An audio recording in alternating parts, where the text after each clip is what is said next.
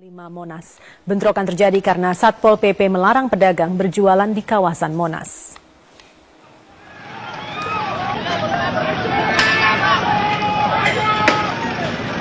Bentrok pedagang dengan Satpol PP Pemda DKI Jakarta terjadi sejak pukul 8 pagi.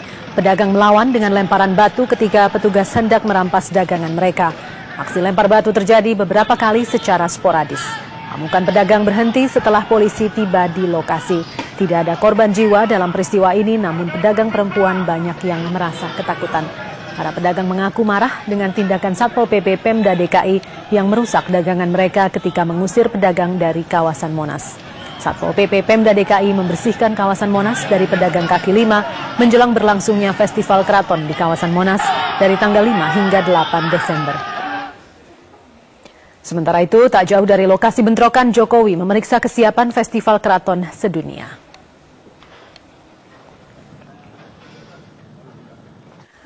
Wakil Gubernur DKI Jakarta Basuki Cahayapurnama alias Ahok mengatakan pendapatan dari pekerjaannya sebagai wakil gubernur tak sampai 1,7 miliar seperti yang dilansir sebuah LSM. Pendapatannya dalam sebulan sekitar 120 juta rupiah. Hal itu dinyatakan Ahok saat ditemui di Balai Kota Kamis siang. Ia hanya menanggapi santai tudingan sebuah LSM yang menyebut pendapatan kotornya mencapai 1,7 miliar per bulan.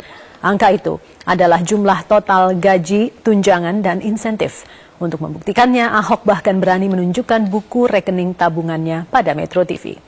Dalam buku rekening tercatat penghasilan bulanan Ahok berkisar 120 juta. Menurutnya, sejak menjabat sebagai wakil gubernur, Ahok tak pernah menyembunyikan berapa pendapatan yang dibawanya pulang setiap bulan. Data itu bahkan dirilisnya di situs www.ahok.org secara rutin. Sebagai wakil gubernur, Ahok mendapat beberapa tunjangan. Di antaranya tunjangan wagub, dana biaya dukungan rumah tangga 59 juta rupiah, dan pendapatan dari insentif pajak daerah sekitar 59 juta rupiah. Dengan demikian, nilai total gaji Ahok mencapai 120 juta per bulan. Anda bagi saja 0,15, kita cuma ngambil 0,1, kali PAD Anda 26 triliun, kira-kira 26 miliar setahun. Nah itu kita plot 900 juta kira-kira taruh di KDH untuk bayar, untuk bunga macam-macam kita kirim. Lalu sisanya dipegang Pak Jokowi dan saya untuk sosial semuanya, kita tulis laporan. Itu memang haknya kami, haknya operasional, bukan perlu kita. Sastrawan Sitok Srengenge akhirnya menanggapi isu yang beredar seputar dirinya dan mahasiswi Fakultas Ilmu Budaya Universitas Indonesia berinisial RW. Sitok mengaku akan bertanggung jawab terhadap RW yang telah mengadukannya ke Polda Metro Jaya. Kepada tim liputan Metro TV, Sitok menyangkal hal yang beredar di media. Menurutnya, dirinya tidak memperkosa RW karena wanita yang akrab disapa Ami tersebut datang dengan inisiatifnya sendiri ke tempat Sitok. Kejadian tersebut juga terjadi berulang kali. Tidak hanya itu, Sitok juga mengaku akan bertanggung jawab terhadap RW atas janin hasil hubungannya dengan mahasiswi berusia 22 tahun tersebut. Sebelumnya RW dan para pendamping telah mengadukan Sitok ke Polda Metro Jaya atas tuduhan perbuatan tidak menyenangkan. Polisi pun berencana akan memanggil pihak RW untuk laporan BAP yang dijadwalkan akan berlangsung minggu depan.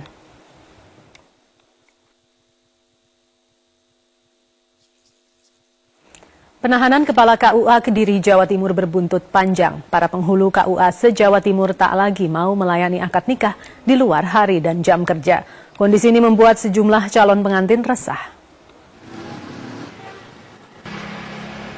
Sejak tanggal 1 Desember 2013, Kantor Urusan Agama se-Jawa Timur tidak mau lagi melayani permintaan warga melakukan akad nikah di luar kantor KUA dan di luar jam serta hari kerja.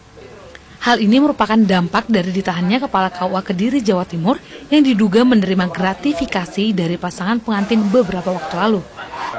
Ketetapan ini mengakibatkan Rizky Permanayuda dan Rania Dwi Narita terancam batal melangsungkan akad nikah. Kedua pasangan pengantin ini rencananya akan melaksanakan akad nikah pada Minggu 22 Desember mendatang di Masjid Nasional Al-Akbar, Surabaya. Kini Rizky khawatir akad nikah yang akan dilakukannya terancam batal. Iya, sangat-sangat khawatir karena untuk hari hanya menuju ke akad nikah itu tinggal kurang lebih 2 minggu lagi, Mas. Sementara itu, ayah Rizky mengkhawatirkan beban moral bila acara akad nikah putranya yang telah diketahui seluruh keluarga dan kerabat akan batal. bukan hanya kerugian, kalau kerugian materi mungkin masih saya bisa maklumi, tapi kalau kerugian moral, pernikahan itu dibatalkan tanpa alasan yang jelas, saya juga agak keberatan. Kini Rizky hanya berharap pemerintah segera menyelesaikan permasalahan aksi penghulu ini agar akad nikah yang telah direncanakan tidak batal. Dari Surabaya, Jawa Timur, Jonathan Pratama, Haris Ramadhani, Metro TV. Sesaat lagi di Top News, 6 penumpang minibus tewas setelah mobil yang mereka tumpangi tenggelam di sungai. Kami akan kembali sesaat lagi.